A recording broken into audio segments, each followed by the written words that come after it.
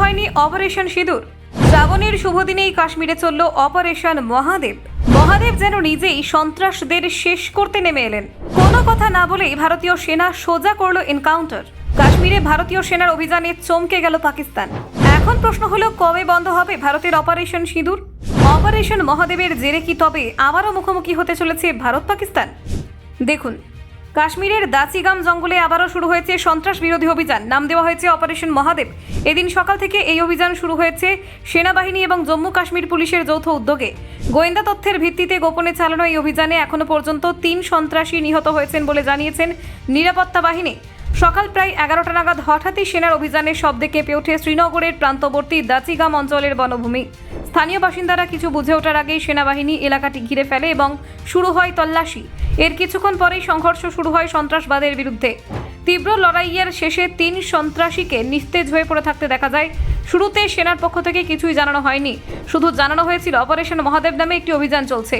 পরে সরকারিভাবে নিশ্চিত করা হয় যে সেনাবাহিনীর অভিযানে প্রাণ হারিয়েছে অন্তত 3 জন জঙ্গি এবং সন্ত্রাসীদের পরিচয় এখনো পর্যন্ত শনাক্ত করা যায়নি।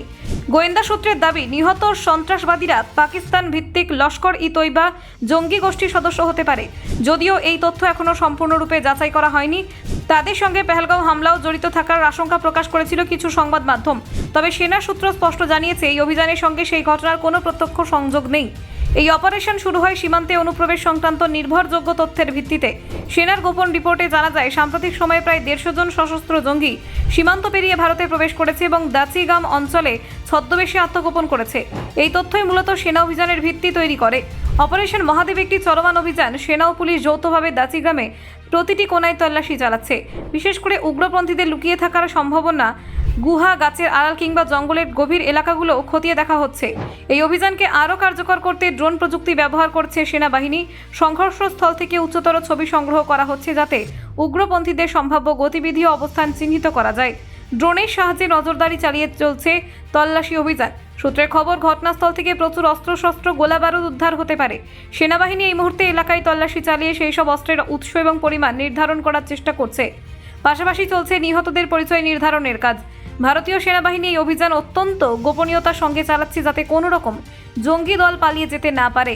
প্রত্যেক জঙ্গিকে ধ্বংস করা না পর্যন্ত এই অভিযান চালানো হবে বলে সেনা সূত্রে জানা গিয়েছে। এই অভিযান প্রমাণ করে যে ভারতীয় সেনা অনুপ্রবেশের বিরুদ্ধে 1 ইঞ্চিও জমি ছাড়তে নারাজ। সীমান্ত সুরক্ষা এবং অভ্যন্তরীণ নিরাপত্তা রক্ষায় তারা সদা প্রস্তুত।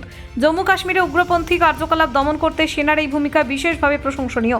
দাচিগামের ভূগোল অত্যন্ত প্রতিকূল। ঘন জঙ্গল, অসমান ভূমি এবং দুর্গম এলাকা হওয়ায় এখানে অভিযান চালানো সবসময় চ্যালেঞ্জের। তবে সেনার অভিজ্ঞ এবং প্রশিক্ষিত কমান্ডো বাহিনী সেই প্রতিকূলতার মধ্যেই সাফল্য এনে দিয়েছে। Bureau report, Bangla digital TV.